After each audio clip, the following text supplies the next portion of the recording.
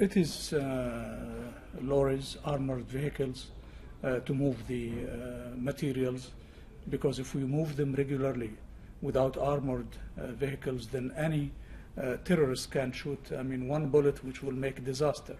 So this is what we are requesting, in addition to monitoring materials, security materials,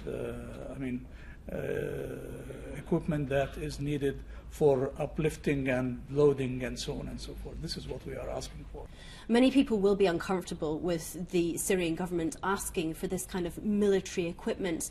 How much of it is dual purpose, and can the equipment that you're asking for be used not just to transport the chemical weapons but for other means? It is absolutely nonsense.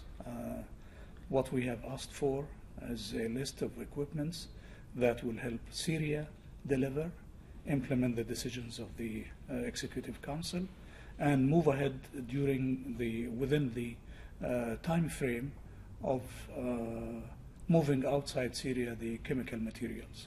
So what we wanted, in fact, is a commitment on the part of the international community to help us, because we don't have such possibilities due to the war going on in Syria.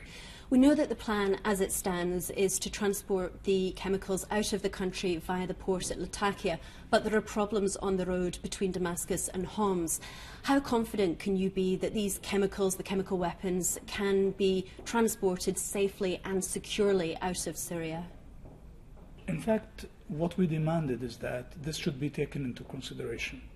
But hopefully in a few days, the road from Damascus, from other places to Homs and then to Latakia will be free and able to make the whole transfer to Latakia port smooth. But of course, we have to be cautious, because we cannot sleep comfortable while the terrorists are planning something else. Do you think that, how can that be achieved? How can that road be secured? By providing us with the requirements we demanded. That's it. The EU representative inside the conference talked about the successes with the agreement on chemical weapons, but he used this as an example. He said it demonstrates that when the Syrian government wants to cooperate and allow access to sites, it can. So why does the same principle not apply to humanitarian aid? It is the opposite. This is the way the whole process has been politicized. And I think there is separation between both aspects. But on the issue of humanitarian aid, if they feel any sense of humanity, they should lift the sanctions rather than demand Syria something which is being done. But are you allowing international organizations to take aid, humanitarian aid, to the communities that are suffering right now? We welcome any humanitarian aid.